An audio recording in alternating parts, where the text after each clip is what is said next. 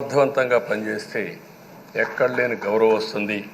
దానికి మనందరం కృషి చేయాల్సిన అవసరం ఉంది. అయితే ఓసారి బాధేస్తుంది. గడిచిన 5 సంవత్సరాలు శాసనసభ అంటే చాలా భిన్నంగా నడిచింది. ఎంతో పవిత్రమైన శాసనసభను గత ప్రభుత్వం ఒక వికృతమైన పోకడలు, నీచ రాజకీయాలు, వ్యక్తిత్వ హననానికి ఒక వేదికగా చేశారు. ఇదే అసెంబ్లీలో దూషణలు, బూతులు, వెక్కిరింతలు, కక్ష సాధింపులు, మైకు లేకుండా పోవడం ఒకటి కాదు, చాలా సమస్యలు వచ్చాయి.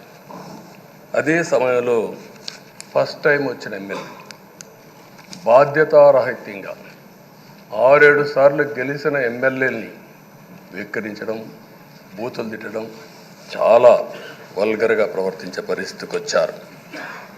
ఆ రోజు ప్రభుత్వం యొక్క వైఫల్యాల్ని వశం చేస్తే వాళ్ళపైన సభలోనే దాడి చేయడం, నీచంగా మాట్లాడడం, వాళ్ళ మనోభావాలు దెబ్బతీయడం, ఇవన్నీ చేసే పరిస్థితికి వచ్చారు. ఇక్కడుండే నాయకులు నేను చూశాను. ఆ రోజు తెలుగుదేశం పార్టీ 23 మంది గెలిచాం. జనసేన లేరు, బీజేపీ లేరు.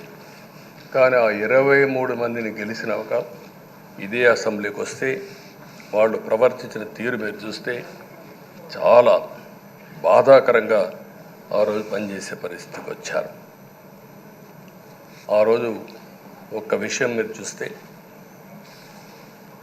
నేను కూడా ఇదే హౌస్లో చాలా బాధపడిన సందర్భం రోజు ఉంది. మెంబర్స్ అందరం ఉన్నాం. నన్ను గురించి, నా కుటుంబాన్ని గురించి ఇష్టానుసారంగా మాట్లాడితే కనీసం యాక్షన్ తీసుకోవడానికి నాకు మైక్ ఇవ్వమని అడిగాను. మేము నిరసన తెలియజేసి ఎడతామని మైక్ అడిగితే మైక్ ఇవ్వలేదు. ఇవ్వకుండా మీరు చూస్తే మామూలు సంఘటన కాదు. ఆ రోజు నేను ఒక మాట చెప్పాను, ఇది గౌరవ సభ కాదు, మీరు నాకు మైక్ కూడా ఇవ్వడం లేదు. మైక్ ఇవ్వకపోయినా నేను స్టేట్మెంట్ ఇవ్వాలి కాబట్టి ఇచ్చేడతారు రికార్డు కోసం అని చెప్పి గట్టిగా లేచి ఇదే సీట్లో కూర్చొని ఆ రోజు నేను చెప్పింది అదే వర్డ్స్ మీకు రిపీట్ చేస్తున్నాను.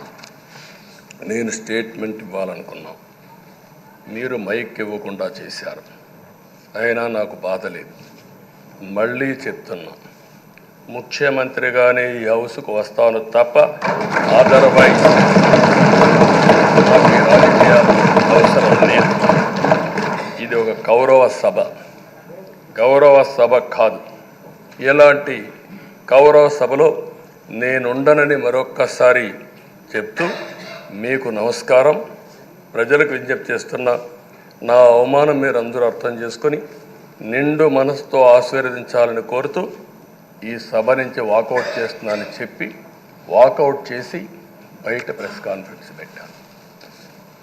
ఎందుకు ఈ విషయం చెప్తున్నానంటే, నా జీవితంలో ఇది 9వసారి నేను ఎమ్మెల్యే.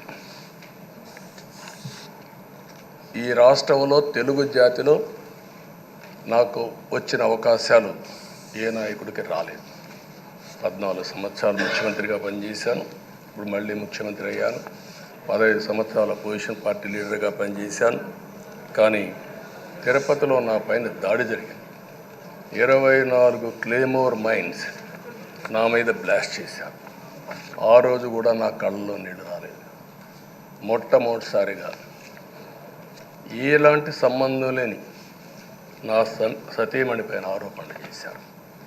ఆ ఒక్కరిపైన కాదు, ఈ రాష్ట్రంలో ఆడపడుతులందరిపైన, గౌరవంగా బ్రతికే ఆడబిడ్డలందరినీ అవమానం చేయడం, సోషల్ మీడియాలో పెట్టడం, క్యారెక్టర్ అసాసినేషన్ చేయడం, ఇలాంటి చాలా సంఘటనలు జరిగాయి. దానికి పరాకాష్ఠగా ఆ రోజు శాసనసభ్యులు కానీ, కొంతమంది అయితే భవానీ శాసన సభలో సభ్యురాలుగా ఉండి ఎన్నో పోస్టింగ్స్ పెట్టే పరిస్థితికి వచ్చారు. అలాంటి సంఘటనలు చూసిన తర్వాత ఫస్ట్ టైం నా జీవితంలో ఆడబిడ్డల కోసరం ఇలాంటి హననాన్ని చేశారని బాధపడుతూ కంటతడి పెట్టాను. ఆ రోజే అనుకున్నా, ఇలాంటి పార్టీ ఈ రాష్ట్రానికి అరిష్టం, ఇలాంటి వ్యక్తిత్వం ఉండకూడదు. మళ్ళీ ఈ రాష్ట్రాన్ని గౌరవ సభ చేసి హోందాగా నడిపించే వరకు నేను పనిచేస్తానని చెప్పి ఒక శపథం చేశాను. ఆ శపథం ప్రకారమే